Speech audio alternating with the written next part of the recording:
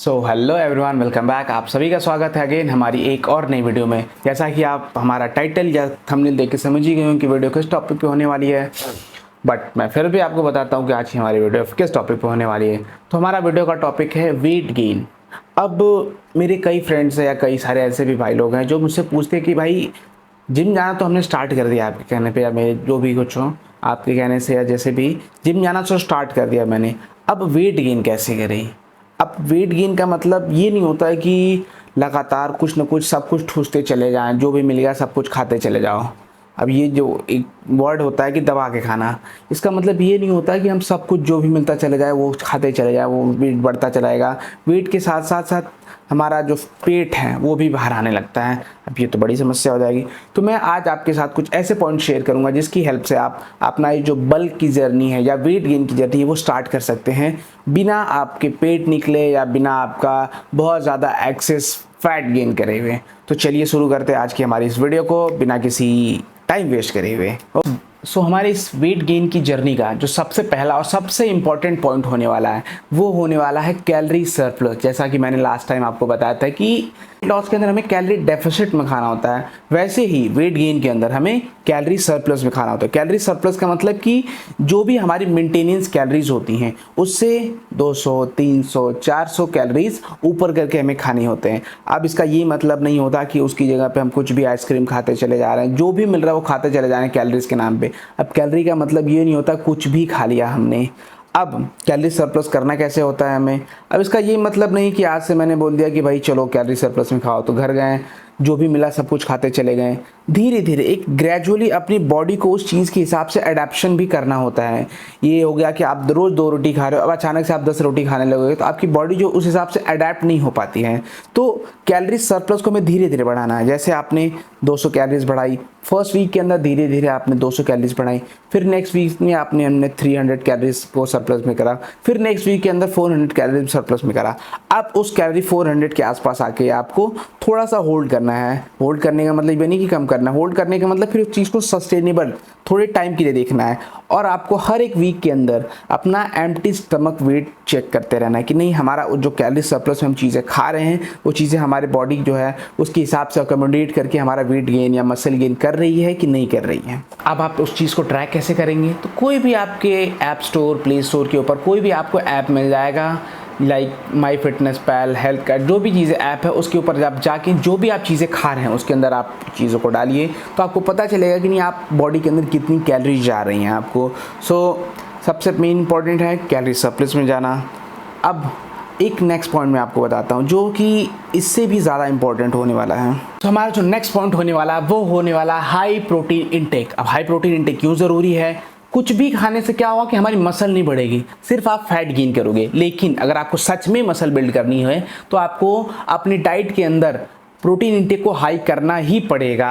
सिर्फ दाल चावल खाने से बॉडी नहीं बन पाएगी, आपको कोई ना कोई प्रोटीन सोर्स अपने हर एक मील के अंदर ऐड करना होगा जिससे हमारी कैलोरीज भी ऊपर जाएंगी। उसके साथ साथ जो भी हमारा प्रोटीन से मसल प्रोटीन सिंथेसिस होता है उसके अंदर जो भी प्रोटीन की रिक्वायरमेंट होती है उस बॉडी को वो चीज़ें मिलेंगी। अब प्रोटीन लेना कितना है और कैसे लेना है, कौन कौन से फूड सोर्सेज जो बेटर होते हैं प्रोटीन के, तो हमें लेना अराउंड 1.8 से 2.2 ग्राम पर केजी बॉडी वेट के हिसाब से लेना है। डबल भी कर सकते हैं उसको, डबल एक सिंपल लैंग्वेज में डबल रख के चलते हैं। तो मान लीजिए आपका वेट है 60 केजी, तो आपको 120 टू 130 ग्राम प्रोटीन आपको पूरे दिन के अंदर हिट करना ही पड़ेगा। आपको वेट गेन करना है, लीन मसल मास, ना कि सिर्फ मोटा होना है। अब सबसे बेटर सोर्स क्या होते हैं प्रोटीन को, तो सबसे बेस्ट जो आपने सुना होगा वो होता है हमारा चिकन ब्रेस्ट। सबसे बेस्ट प्रोटीन से सोर्स है चिकन ब्रेस्ट। उसके अलावा एग, उसके अलावा फिश, पनीर, डेयरी प्रोडक्ट्स उतना ज़्यादा आपको मतलब उसमें प्रॉब्लम ये होती है, प्रोटीन तो होता है लेकिन उसमें कैलोरीज थोड़ी ज़्यादा होती है और डाइजेशन उनका थोड़ा सा दिक्कत होता है। क्योंकि इंडिया के अंदर लगभग कई सारी रिसर्च ऐसी हुई है जिसमें माना जाता है कि लगभग 70 टू 80% जितने भी इंडियंस होते हैं वो लैक्टोस इंटॉलरेंस होते हैं। मतलब कि या उनसे जो भी डेयरी प्रोडक्ट होते हैं वो ईजिली डाइजेस्ट नहीं होता बॉडी में। सो ट्राई करो चिकन ऐड करने का अपने मील के अंदर, अंडे ऐड करने का, उसके अलावा फ़िश ऐड करने का, पनीर ऐड करने का। ये सब क्या है, बेस्ट सोर्सेज होते हैं हमारे प्रोटीन के। अगर इससे भी बात नहीं बनती है तो आप, अगर आप ये इतना ज़्यादा खा नहीं पाते हो तो कोशिश करो कोई ना कोई एक प्रोटीन सप्लीमेंट ऐड करने की अपनी डाइट के अंदर। अब आपने 2 पॉइंट से तो ये समझ लिया कि भाई हमें ज़्यादा खाना है, बट खाने से, सिर्फ खाने से मसल तो बढ़ेगी नहीं, उसके लिए ज़रूरी है वर्कआउट। तो हमारा तीसरा पॉइंट है वो है वर्कआउट। अब वर्कआउट करना कैसे है?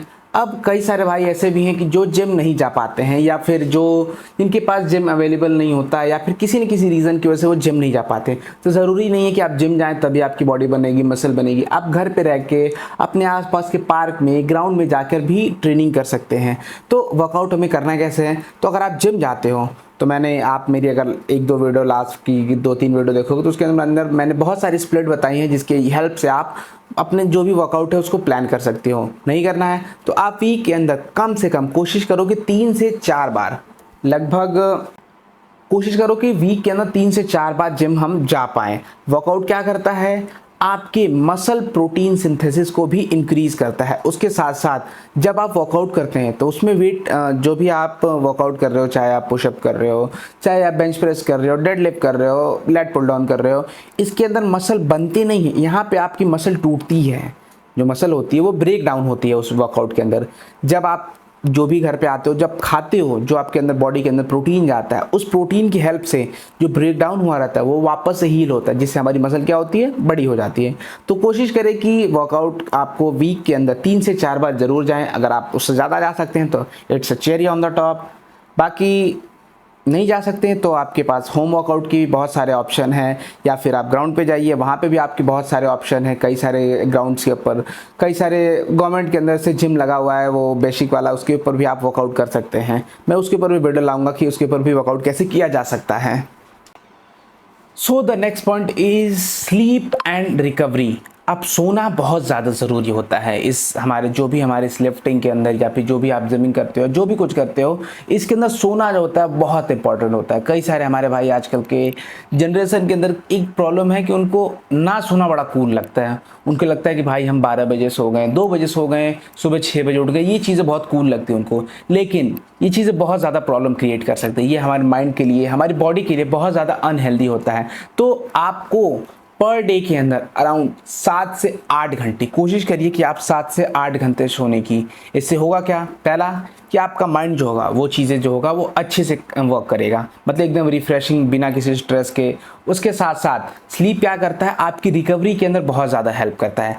आप जब सोते हो तो मसल मसल के अंदर प्रोटीन सिंथेसिस होता है वो ट्रिगर होता है। तो आपने जो भी खाया होता है, जैसा आपको मैंने पॉइंट करता है कि खाना ज़रूरी है, तो जो भी आपने खाया होता है वो अब उस सोने के प्रोसेस के अंदर होता क्या है कि धीरे धीरे प्रोटीन सिंथेसिस ट्रिगर होता है, और सोने के टाइम पे ही आपकी जो पूरी मसल होती है वो धीरे धीरे रिकवर होती है, और आप अगले वर्कआउट के लिए रेडी रहते हैं। और आपकी जो मसल होती है वो भी धीरे धीरे, टाइम टू टाइम, धीरे धीरे बड़ी होती चली जाती है। अगर मैं आपको अपनी पुरानी फ़ोटोज़ दिखाऊँ तो मैं अराउंड 53 या 54 केजीज़ का था।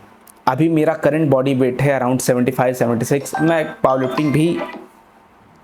लिफ्टिंग भी करता चला आया हूँ 74 केजी बॉडी वेट के अंदर। तो धीरे ये इन्हीं चीज़ों के अंदर फॉलो करते हुए मैंने अपना बॉडी वेट जो था वो बढ़ाया है। अभी कुछ टाइम से मैंने पावर लिफ्टिंग छोड़ रखी है, तो वो चीज़ें बाद में बात करते हैं। तो जैसा मैंने बताया कि स्लीप बहुत ज़्यादा इंपॉर्टेंट है, तो कोशिश करिए कि एक पूरे दिन के अंदर पूरा आप डिवाइड कर लो, या जैसे भी कर लो, 7 से 8 घंटे कोशिश करो सोने की। अगर आपके पास टाइम है, अब स्टूडेंट हो, पढ़ना लिखना है, तो उसके अंदर भी आप ट्राई करो कि पावर नैप्स लेने की जब भी टाइम मिले। ज़रूरी नहीं कि फ़ोन पे बैठ के इंस्टाग्राम स्क्रॉल करते रहें, रील्स देखते रहें।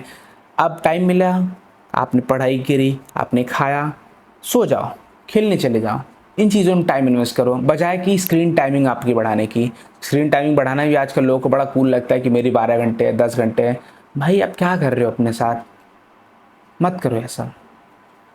So last but not least point है वो होने वाला है हमारा कि आप अगर सच में, अगर किसी न किसी डाइट से अगर आपका जो भी सारे आपकी कैलोरीज होती है वो चीज़ें आप बढ़ा नहीं पा रहे हो, या आपका प्रोटीन इंटेक कंप्लीट नहीं हो पा रहा है, तो आप कोशिश करो कोई ना कोई ऐसे सप्लीमेंट हो, बहुत सारे ऐसे सप्लीमेंट है जिसको आप ऐड करके अपनी इस वेट गेन जर्नी को आप धीरे से ट्रिगर कर सकते हो, या फिर जो आपकी हेल्प कर सकती हैं। जैसे प्रोटीन हो गया, वी प्रोटीन हो गया, जिसकी हेल्प से आपका सारा प्रोटीन इंटेक भी कंप्लीट हो सकता है। बहुत ज़्यादा प्रोटीन होता नहीं है एक वे के अंदर, अराउंड एक स्कूप में आपको बहुत ज़्यादा नहीं 25 से 30 ग्राम मिलते हैं। वो चीज़ आप कोशिश करो कि रॉ फूड से ही कंज्यूम करने की। रॉ फूड बेटर ऑप्शन होते हैं। घर वाले भी आपके नहीं मानेंगे, आप कहेंगे कि भाई ये डब्बे खा रहा है, ये खा रहा है। अगर मान जाए तो बहुत अच्छी बात है, नहीं मानते तो आपके पास रॉ फूड का बेटर ऑप्शन होता है। रॉ फूड ज़्यादा बेटर होते हैं उस वे से।